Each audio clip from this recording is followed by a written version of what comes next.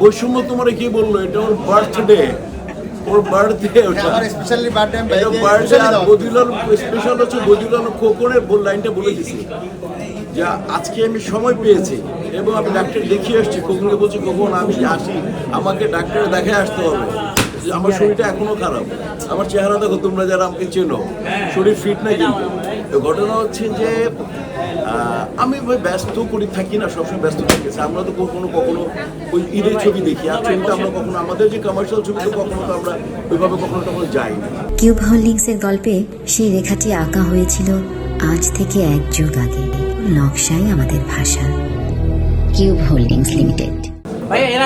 এবার আমি তুলনামূলকভাবে মহরত একটু কমই যায় তুলনামূলকভাবে, কারণ আমার কাজ থাকে।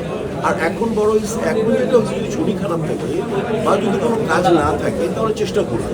ও বলছিল আমার বার্থডে উইশ করতে আপনার, আচ্ছা ঠিক আছে। আর খোকনের আমি আসার মূল কারণ হচ্ছে, এটা আমি বলবো যে বেশিরভাগ কারণ খোকন। কারণটা কি, আমি খোকনের বলছি খোকন শরীর ভালো থাকলে আমি ডাক্তার দেখা যদি পাই আসবো। আমি যেটা খোকনকে বলছি, আমি এবং খোকনকে আমি এও বলছি আমার জন্য যাতে বিন্দু মাত্র কারো দেরি না হয়, কোনো অনুষ্ঠান চালায় যাবা, আমার খাওয়া দাওয়া হলে খাওয়া দাওয়া দিয়ে দিবা। কারণ আমি তোমাকে বললাম আমি চেষ্টা করবো, কারণ আমাকে মানে খুবই শরীর খারাপ, জ্বর এখন যেটা চলতেছে আর কি, ফ্লু চলতেছে। যার তো কাজে হচ্ছে যে এইটাই কারণ, যে দুটো, একটা ইয়াং ছেলে উইশ করা, আর আমি সময় পেয়ে গেছি। সময়টা যখন পেয়ে গেলাম তার আসবো না, কারণ খোকনের 100 ছবিতে 99টা ছবির আর্টিস্ট।